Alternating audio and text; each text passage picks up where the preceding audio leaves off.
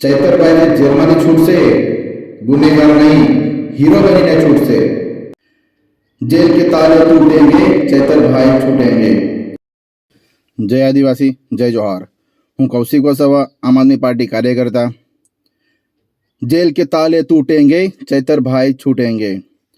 તો મિત્રો, હું વાત કરું છું એટીવીટી સંકલન મિટિંગની.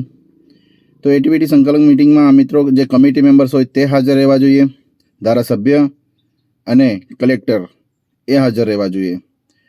તો ત્યાં અન્ય એક બે કોન્ટ્રાક્ટર પણ હાજર હતા. ત્યારે ચૈતરભાઈ વસાવાએ એમનો વિરોધ કર્યો કે ભાઈ આ બે જણ અહીંયા શું કરી રહ્યા છે. ત્યારબાદ ડેડિયાપાડા તાલુકા પંચાયત પ્રમુખ સંજય વસાવા બોલ્યા, કેમ ભાઈ તને શું પ્રોબ્લેમ છે, એ અહીંયા રહેશે એવું બોલ્યા. તો ચેતરભાઈએ એમને કીધું કે સંજયભાઈ સભ્યતાથી વર્તો, તમે સભ્યતાથી વાત કરો. તો સંજયભાઈ બોલ્યા, આ ભાજપ સાથે સંકળાયેલા છે, તમારથી થાય તે કરી લેજો.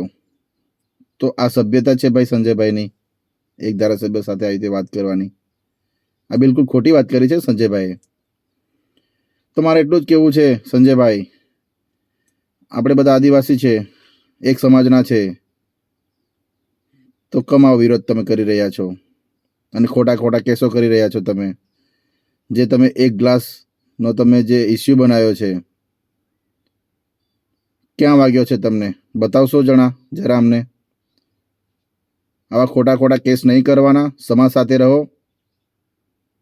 આવા ખોટા ખોટા કેસ કરીને કઈ જવાના છો તમે, તે મને જરા જણાવશો. આદિવાસી સમાજના બધા છે તો એમની સાથે રહીને કામ કરો ને. પક્ષ પાર્ટી તમે જાતપાત બધું અલગ કરો છો. પક્ષ પાર્ટી તો તમે અલગ રાખો, મને કોઈ ટેન્શન નથી, પણ આદિવાસી સમાજમાં તમે રહો છો તો એ રીતે રહો. મારે એટલું કહેવું છે તમને. ત્યારબાદ ચૈતર વસાવા પર 307 કલમ લગાવવામાં આવી અને ત્યાર પછી થોડા સમયમાં બીજેપી દ્વારા ડેડિયાપાડામાં એક રેલી કાઢવામાં આવી. ત્યારે 144 કલમ ક્યાં ગઈ હતી? તો એમના માટે 144 કલમ લાગુ નથી પડતી. ત્યાર પહેલાં 144 કલમ ઓલરેડી લાગુ કરાઈ હતી અને ત્યાર પછી જ આ લોકોએ રેલી કાઢી. તો ત્યાં 144 કલમ લગાવીના ક્યાંક ને ક્યાંક પોલીસ તંત્ર પણ એમની સાથે સંકળાયેલું છે એવું લાગી રહ્યું છે. અને બીજી વાત કરું તો જે મણિપુરની ઘટના બની હતી, જે આદિવાસી સમાજની દીકરી સાથે લગ્ન કરીને એમને રસ્તા વચ્ચે મારામારી કરી હતી, એમને હત્યા કરવામાં આવી હતી, ત્યારે ક્યાં ગઈ હતી આ બધી મહિલાઓ જે અહીંયા રેલી કાઢી હતી? મારે એ જ કહેવું છે,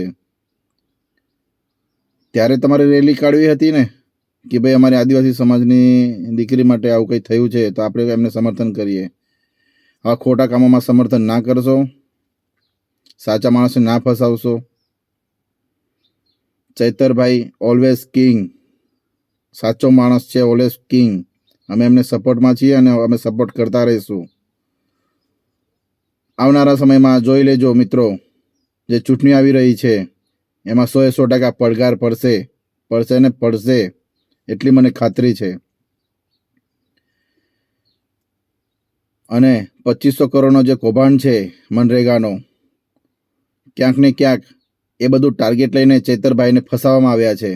કેમ કે ભાજપની પોલ ખોલી નાખી છે, એટલા માટે આ ચૈતરભાઈને ટાર્ગેટ કરવામાં આવ્યા છે. ચૈતરભાઈ જે જેલમાંથી છૂટશે, ગુનેગાર નહીં હીરો બનીને છૂટશે. કેમ કે એ અમારા કિંગ છે. ધારાસભ્ય શ્રી ચૈતરભાઈ વસાવા લોકોના લોકપ્રિય થઈ ગયા છે. તમે જાણી લેજો મિત્રો, હું એમના સમર્થનમાં છું. હું કૌશિક વસાવા, ગામ ગામકુવા, તાલુકો નાંદોદ, જિલ્લો નર્મદા.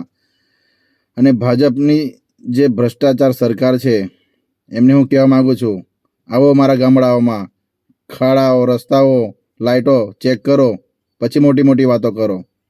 ચાલો તમને બતાવું મારા ગામડાઓના રસ્તા.